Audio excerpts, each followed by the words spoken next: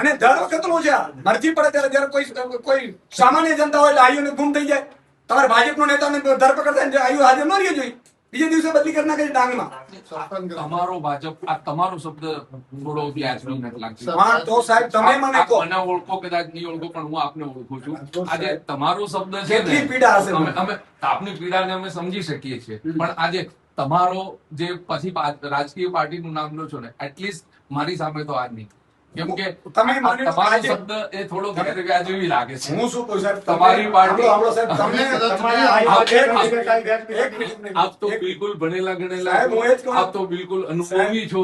આ શબ્દ થોડો ગેરવ્યાજબી છે. તમે ખાલી સાહેબ સરકારી કર્મચારી સાહેબ તમે ખાલી શબ્દ ગેરવ્યાજબી લાગ્યો હોય તો એક પ્રતિષ્ઠિત ડોક્ટર જેને એપોઇન્ટમેન્ટ માટે 2 દિવસ લાગે છે, બરાબર, ઈ બેન પ્રજા માટે થઈ અને દારૂના અડ્ડા પકડાવે છે અને સન્માન કરવાની જગ્યાએ એને જેલમાં નાખીને પછી જેલમાં રહી એવા ષડયંત્ર કરે તો કેટલું ખોટું લાગતું હશે?